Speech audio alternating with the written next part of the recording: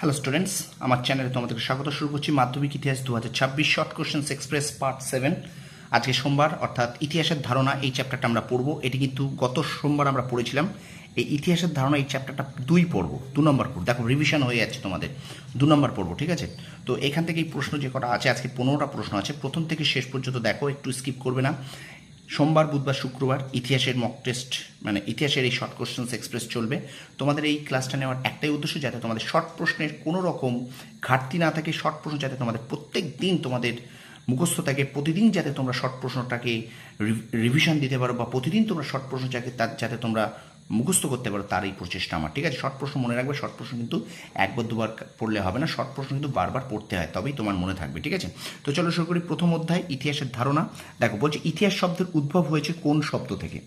প্রথম প্রশ্ন আছে, ইতিহাস শব্দের উদ্ভব হয়েছে কোন শব্দ থেকে? যারা বলতে পারবে একটু চেষ্টা করবে। আচ্ছা দেখো, উত্তর হবে হিস্টোরিয়া।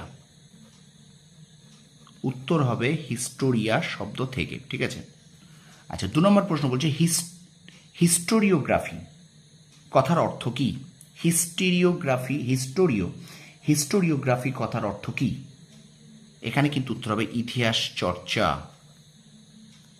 ইতিহাস চর্চা। আচ্ছা, পরের প্রশ্ন দেখো, বলছে পরের প্রশ্ন বলছে দেখো, দাস ক্যাপিটালস গ্রন্থটির কার রচনা? দাস ক্যাপিটালস গ্রন্থটি কার রচনা? বলো, কে পারবে? দাস ক্যাপিটালস গ্রন্থটি কার রচনা? এখানে উত্তর হবে কার্ল মার্কস।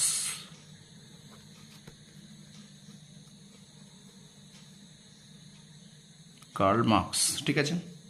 আচ্ছা, বঙ্গদর্শন সাময়িক পত্র কে প্রবর্তন করেন? বঙ্গদর্শন সাময়িক পত্র কে প্রবর্তন করেন? উত্তর লেখো বঙ্কিমচন্দ্র চট্টোপাধ্যায়। বঙ্কিমচন্দ্র চট্টোপাধ্যায়, ঠিক আছে? আচ্ছা, পরে দেখো, বঙ্গদর্শন পত্রিকার সম্পাদককে? বলো দেখি, বঙ্গদর্শন পত্রিকার সম্পাদককে? এখানেও কিন্তু উত্তর হবে বঙ্কিমচন্দ্র চট্টোপাধ্যায়। বঙ্কিমচন্দ্র চট্টোপাধ্যায়। স্টুডেন্টস, ভিডিওটি একটু শেয়ার করে দাও বন্ধুদের মাঝে, শেয়ার করো বন্ধুদের মাঝে, একটু শেয়ার করো, ঠিক আছে? আচ্ছা, সোমপ্রকাশ পত্রিকার সম্পাদক কে ছিলেন? বলো, সোমপ্রকাশ পত্রিকার সম্পাদক কে ছিলেন? এটা উত্তর হবে দ্বারকানাথ বিদ্যাভূষণ।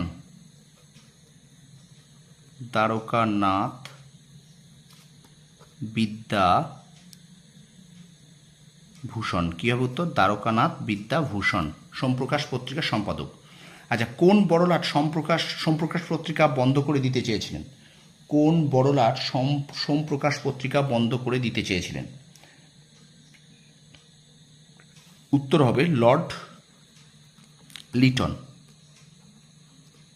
এটা কিন্তু প্রশ্নটা ঘুরিয়ে আসতে পারে যে দেশীয় সংবাদপত্র আইন, দেশীয় ভাষা সংবাদপত্র আইন কে প্রণয়ন করেন, ঠিক আছে? এটা কিন্তু প্রশ্নটা ঘুরেও আসছে, তখন উত্তর হবে কিন্তু লর্ড লিটন। ওকে। আচ্ছা, বন্দে মাতরম পত্রিকার সম্পাদক কে? বলো, বন্দে মাতরম পত্রিকার সম্পাদক কে ছিলেন? বন্দে মাতরম পত্রিকার সম্পাদক কে ছিলেন? এখানে উত্তর হবে কিন্তু অরবিন্দ ঘোষ। অরবিন্দ ঘোষ সোমপ্রকাশ বন্দে মাতরম পত্রিকার সম্পাদক, ঠিক আছে? তো স্টুডেন্টস, ভিডিওটা অবশ্যই লাইক করো, শেয়ার করো বন্ধুদের মাঝে একটু। আমার চ্যানেল নতুন হলে অবশ্যই চ্যানেলটিকে সাবস্ক্রাইব করো, পাশ থেকে বেল আইকন প্রেস করে রাখো। চলো আমরা চলে যাই পরের প্রশ্নে। দেখ বলছি, ইন্ডিয়া টুডে গ্রন্থটির রচয়িতা কে? ইন্ডিয়া টুডে গ্রন্থটির রচয়িতা কে? ইন্ডিয়া টুডে গ্রন্থটির রচয়িতা কে? বলো দেখি। এখানে উত্তর হবে রজনী পাম দত্ত। রজনী পাম দত্ত। ইন্ডিয়া টুডে গ্রন্থটির রচয়িতা রজনী পাম দত্ত। ওকে। আচ্ছা, প্রথম ক্রিকেট খেলার সূচনা হয় কোন দেশে? প্রথম ক্রিকেট খেলার সূচনা হয় কোন দেশে? প্রথম ক্রিকেট খেলার সূচনা হয় কোন দেশে? এটা হবে ইংল্যান্ড। ইংল্যান্ড। প্রথম ক্রিকেট খেলার সূচনা হয় কোন দেশে? ইংল্যান্ড। আচ্ছা, কার জন্মদিন উপলক্ষে জাতীয় ক্রীড়া দিবস পালিত হয়? কার জন্মদিন উপলক্ষে জাতীয় ক্রীড়া দিবস পালিত হয়? কার জন্মদিন উপলক্ষে জাতীয় ক্রীড়া দিবস পালিত হয়? এখানে উত্তর হবে ধ্যানচাঁদ। উত্তর হবে ধ্যানচাঁদ। ঠিক আছে। আচ্ছা, ভারতীয়রা আলুর ব্যবহার শিখেছিল কাদের কাছ থেকে? খুব সহজ, খুব ইম্পর্টেন্ট প্রশ্ন। ভারতীয়রা আলুর ব্যবহার শিখেছিল কাদের কাছ থেকে? না, উত্তর হবে পর্তুগিজ। পর্তুগিজ। ভারতীয়রা আলুর ব্যবহার শিখেছিল পর্তুগিজদের কাছ থেকে। ঠিক আছে। আচ্ছা, কাওয়ালির জনক কাকে বলা হয়? কাওয়ালির জনক কাকে বলা হয়? কাওয়ালির জনক কাকে বলা হয়? উত্তর হবে কিন্তু এখানে, বলো, আমির খসরু। আমির খসরু। শেয়ার করো, একটু শেয়ার করো, প্রত্যেকটা বন্ধুর কাছে শেয়ার করো। আচ্ছা, সুবর্ণরেখা চলচ্চিত্রের পরিচালক কে? সুবর্ণরেখা চলচ্চিত্রের পরিচালক কে? সুবর্ণরেখা চলচ্চিত্রের পরিচালক কে? এটা হবে ঋত্বিক ঘটক। ঋত্বিক ঘটক। শেষ প্রশ্ন দেখো, আজকে 15টা প্রশ্ন। ঠিক আছে। সত্যজিৎ রায় কোন ইতিহাস চর্চার সঙ্গে যুক্ত ছিলেন?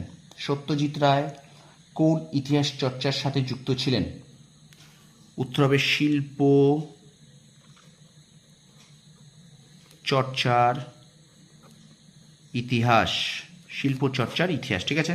তো স্টুডেন্টস, এই 15টা প্রশ্ন তোমরা তৈরি করে রাখো অবশ্যই, আর বন্ধুদের মাঝে একটু শেয়ার করো। আর একটা কথা, আজকে তোমাদের দুপুর 2টোর সময় আমি বলেছিলাম তোমাদের রবিবারে যে মক টেস্টের রেজাল্টটা দেবো সেটা নিয়ে আলোচনা করব, কিন্তু সেটা আগামীকাল মঙ্গলবার করব, সেটা সন্ধেবেলা। ঠিক আছে। সন্ধে 8টা নাগাদ, 8টায়, সন্ধে 8টার সময় তোমাদের এই ভিডিওটা আমি দেবো, অর্থাৎ মঙ্গলবার, অর্থাৎ 19 তারিখ, অর্থাৎ আগামীকাল তোমরা রবিবারে যে মক টেস্টটা ছিল ইতিহাস ভূগোল, তার তোমরা প্রশ্নের অ্যানালাইসিস পাবে। আর তোমরা অবশ্যই পরীক্ষাটা দাও, এবং কারা কত পেয়েছো তোমরা কমেন্টে জানাও। তোমরা অবশ্যই কমেন্টে জানাও। আমি কিন্তু কারোর কমেন্ট পাইনি যে তোমরা কত পেলে, তোমাদের কত হলো। ঠিক আছে। তাহলে আমি বুঝতে পারবো যে তোমাদের অবশ্যই উন্নতি হচ্ছে, তোমরা নিজেরাও নিজেদের উন্নতিটা দেখতে পাবে। ঠিক আছে। তো সুতরাং একটু তোমরা প্রশ্নটা শেয়ার করো বেশি করে, এবং বেশি করে শেয়ার করে যারা পরীক্ষা দিচ্ছ, পরীক্ষা দিয়ে তোমরা জানাও তোমরা কত কি পেলে বা তোমাদের স্কোর কত হলো। ঠিক আছে। আর আমি আগামী 19শে আগস্ট, অর্থাৎ আগামীকাল রাত 8টার সময় আমি প্রশ্নের উত্তর অ্যানালাইসিস করবো, আপলোড করবো। ঠিক আছে। তো ভিডিওটা ভালো লাগলে লাইক করো, কমেন্ট করো, শেয়ার করো, আর অবশ্যই আমার চ্যানেলে নতুন হলে চ্যানেলটাকে সাবস্ক্রাইব করো, পাশে থেকে বেল আইকন প্রেস করে রাখো। তোমরা সফল হও, তোমাদের সাফল্য কামনা করি। ধন্যবাদ।